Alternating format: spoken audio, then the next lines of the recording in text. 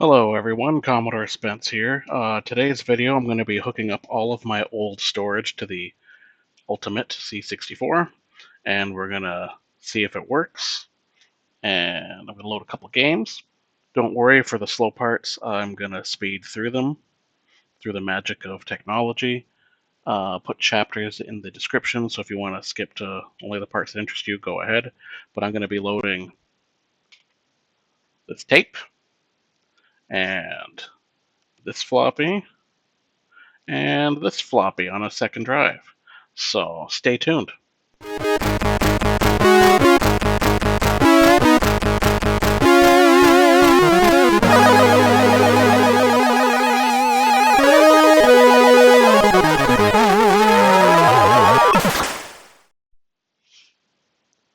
Alright, to start, we are going to load a tape on the Commodore 64 Ultimate.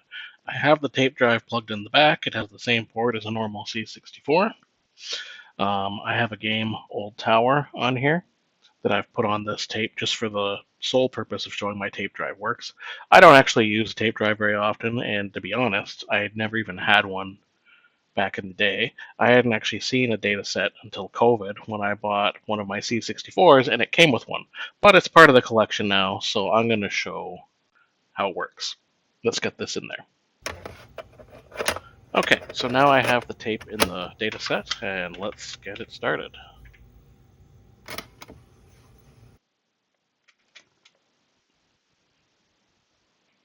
So it goes blue like this because it turns the VIC off to scan the tape. It'll eventually come back and say it found a program. See if I can capture the sound. Oh, there we go. It found the game, Old Tower.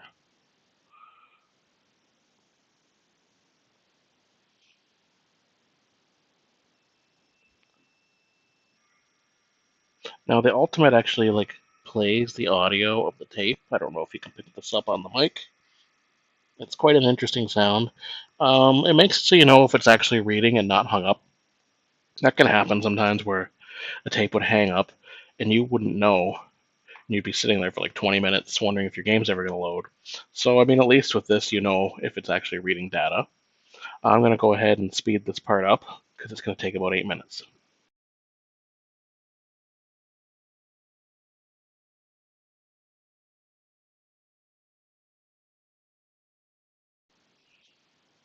Alright, so it is done loading. The timer on my recording says about 7:45, so it was definitely a while to load that. Let's go ahead and run the game.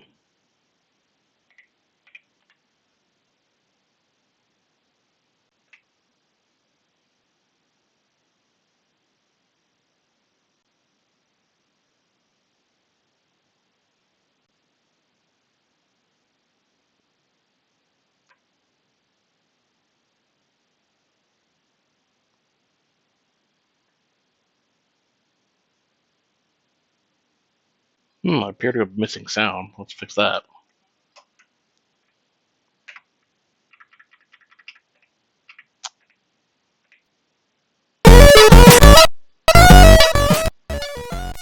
Let's turn that down to a more manageable level. There, that's better. There we go. That's loading from tape. Now let's move on to the disk drives.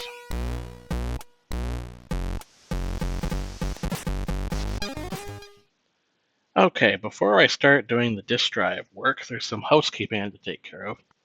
First thing I need to do is get my 1571 set to drive 9 by flipping a dip switch.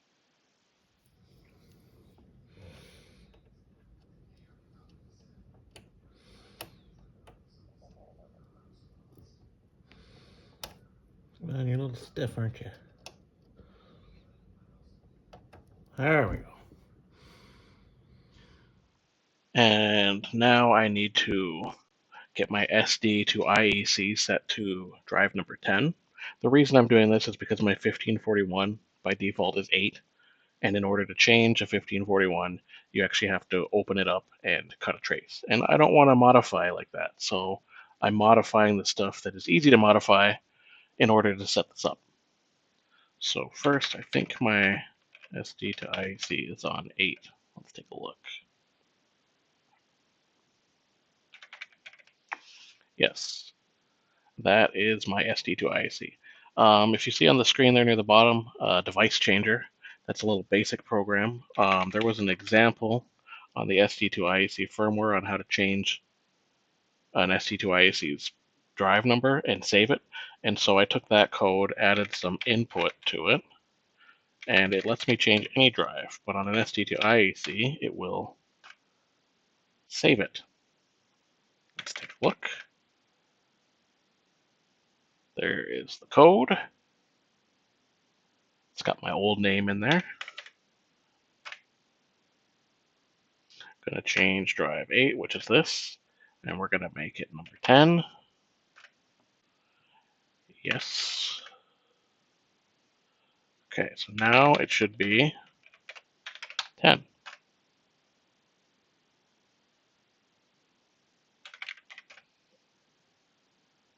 And there it is. All right. Now one other thing we got to do. I already did this beforehand, but I'm going to show you. You go into the menu, and you make sure your ultimate drives are disabled like they are here. And then drive B, and this is usually off by default, but as you can see it says turn on, that means it's off. All that stuff is off because I'm using the real thing right now. Okay, now I should be able to switch on my 1541 without issue. Alright, so my 1541 is going to get this game, and the reason it's getting it is it's multi-file, and most games are written to think they're going to be run off 8, not the other drives. There's very few games that support it.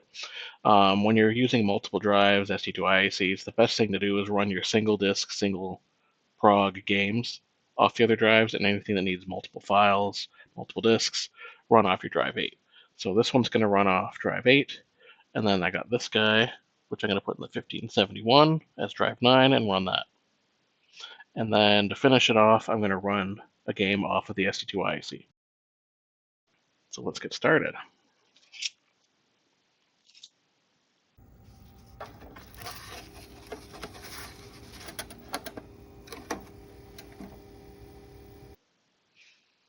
Okay, got all the disks in. Let's do a list on each drive and see if it works.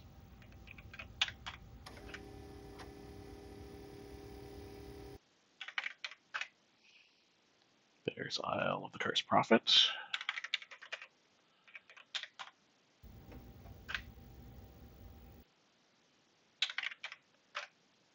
There's Battle Kingdom on the 1571.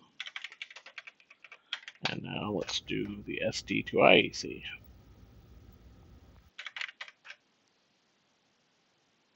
All right, we're in business.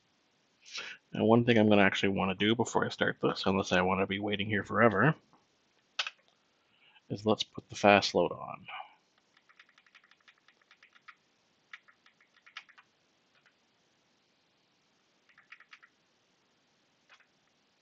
There's my Fastload. Save. Let's reboot. Got our little Fastload going there. Okay, so I had a bunch of weird issues right now with my 1541, so I'm going to have to do this the long way, because the shortcuts are not playing nice.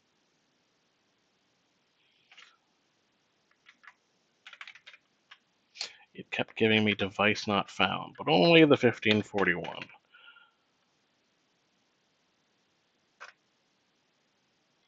But when I do it like that, it will work fine. Well, whatever. This drive's like 40 years old. I mean, it's going to have issues. These aren't my primary drivers. They're just mostly to show on my desk. I prefer using the SD cards, USB keys, and cartridges. But, there we go. It's loaded. Let's run.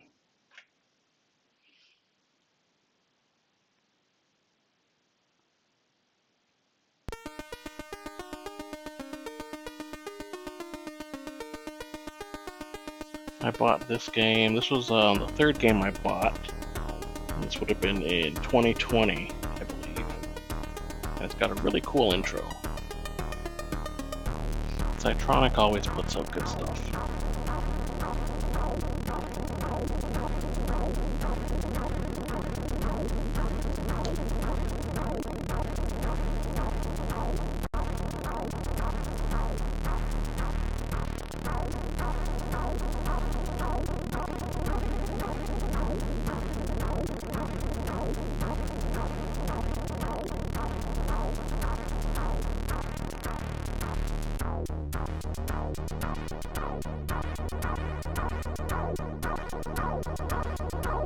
I'm in NTSC mode, so you might see a couple little artifacts there. That's to be expected.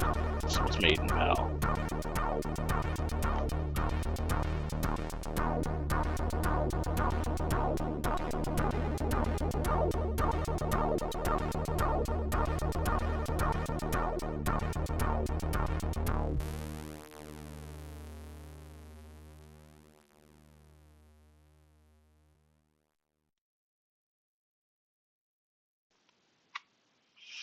All right, so that's the 1541, and now I'm going to move on to loading a game off of my 1571 on device 9. Okay, let's load the directory on device 9, my 1571.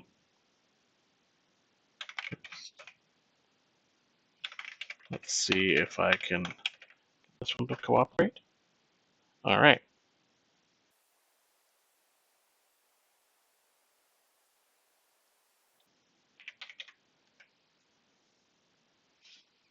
That was pretty quick.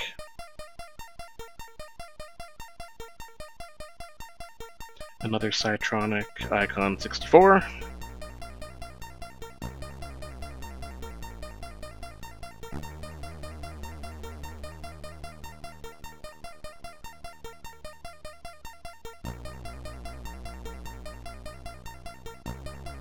And now we're going to go and load something off of the SD to IEC.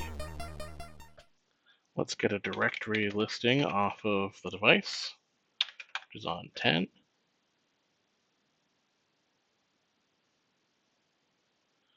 Let's list that. I got a lot of stuff on here. This was my main driver before I got the Ultimate 2 last year, and now the C64U. So there's about 4.5 years worth of stuff cluttered on here. We're going to load FB64.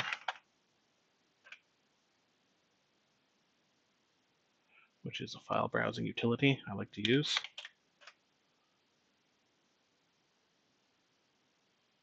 So there's drive 10 in here. I can also actually check out the other ones. There's drive 8. And there's drive 9. So I could have saved myself a lot of hassle just coming in here and running the prog from here, but I like to hear the clack of the keyboard typing load, so.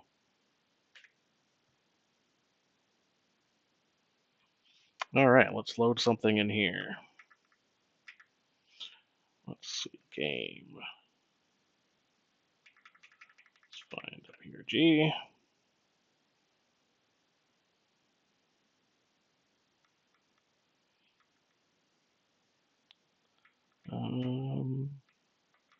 Oh, this is a good one.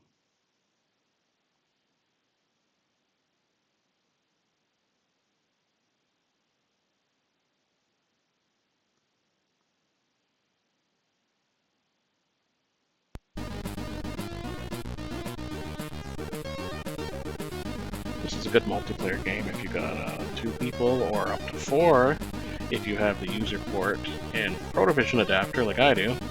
This game can be pretty fun. I think it also comes on the C64 Mini now as well.